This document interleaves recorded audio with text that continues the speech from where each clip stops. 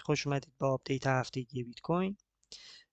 ما توی این هفته فقط میخوایم ریویو بکنیم، دوره بکنیم کلی چیزهایی که توی هفته قبل گفتیم و ببینیم کدوم یک از شمارش ها به این ولیدیشن هاشون رسیدن یا همون سطوحی که شمارش رو نامعتبر میکنه.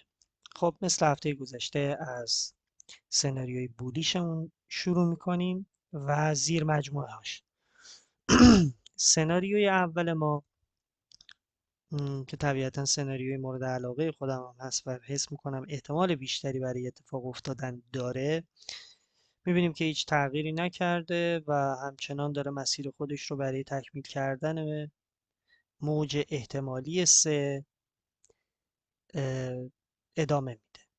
خب این کجا اعتبار خودش رو از دست میده؟ طبیعتا زمانی که بیاد این کف رو بشکنه، اگر قیمت برسه به این بالا و بیاد این کف رو بشکنه یا از همینجا برگرده و بیاد این کف رو بشکنه، طبیعتا این موج نامعتبر خواهد بود و این شمارش اعتبار خودش رو از دست میده.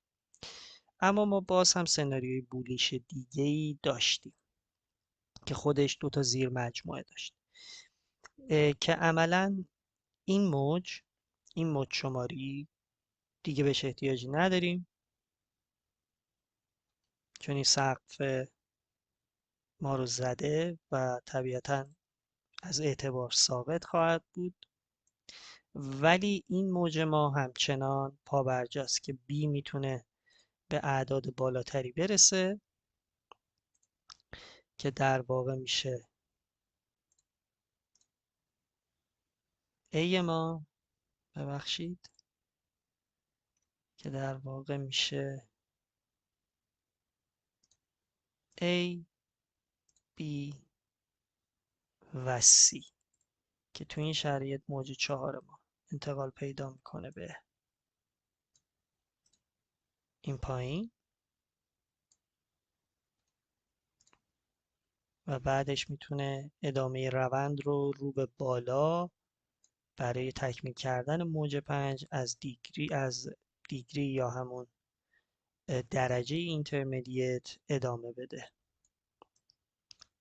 پس آپشن هامون برای بولیش کلن شد: یکی این حالت که به ما یک فلت بده که WXYXZ به ما میده، WXYXZ توی درجه ماینور.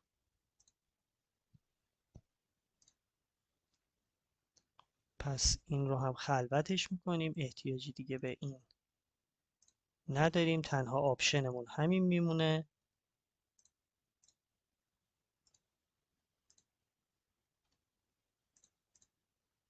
و اما میمونه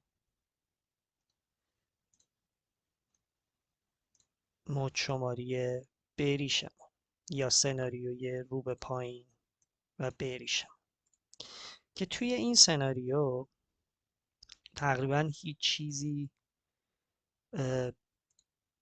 تغییر نکرده.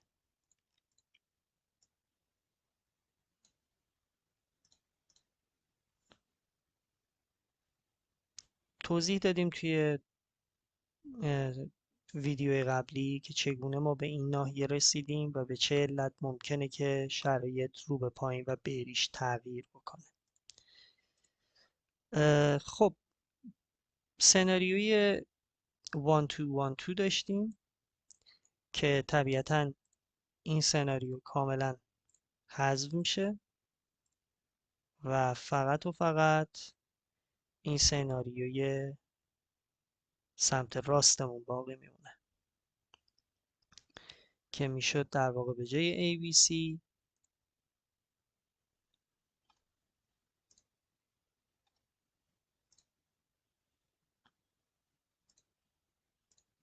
این WXY رو میتونیم بیاریم بذاریم به این شکل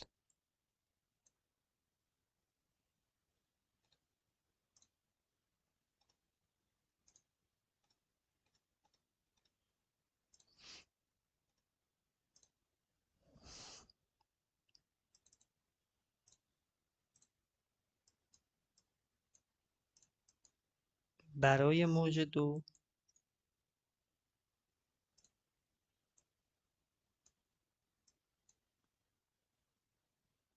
و یا اینکه سناریوی اکسپندینگ دیاگونالمون که این ناحیهش تقریبا شبیه به همین سناریوی 1 2 1 2 هست با یک سری جزئیات خیلی کم توی نحوه نگاه کردن به موجها.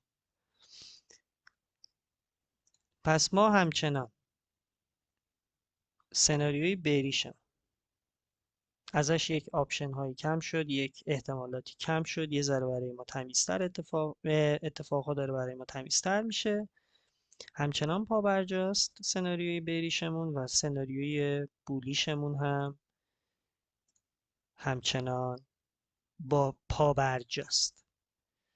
اما چیزی که من یعنی تقریبا میشه گفت نسبت به سناریوها و شمارش امواجمون به دست آوردیم، چیزی که در حال حاضر برای من احتمال خیلی زیادی داره سل پوزیشن توی این ناحیه است که به ما یک حداقل ریسک به ریوارد خوبی رو میتونه بده که مثلا تقریبا بتونیم روی 68,000 دلار تا 69,500 حتی ممکنه 70,000 دلار یک سل پوزیشنی بده که بتونیم سوارش بشیم و حداقل تا 61,000 دلار باهاش بیایم پایین. و اگر اینجا رو بشکونه و این کف رو بشکونه میتونیم تارگتمون رو این کف از قرار بدیم و اگر همین رو بشکونه که میتونیم اعداد بسیار پایین تری رو براش در نظر بگیریم. اگر اتفاق خاص و پیچیده تری توی بازار بیفته قطعاً خارج از برنامه هفتگی براتون ویدیو تهیه خواهیم کرد و اگر asset خاصی یا نماد خاصی رو مد نظر دارید مثل طلا، نقره S&P، شاخص‌های بورسی امریکا یا هر چیز دیگه‌ای یا آلت کوین های خاصی رو در نظر دارید میتونید برام کامنت کنید و من توی اسرع و قطعا براتون تحلیل کوتاه مدت، بلند مدت و میان مدتش رو انجام میدم و در اختیارتون میذارم. خدا نگهدار.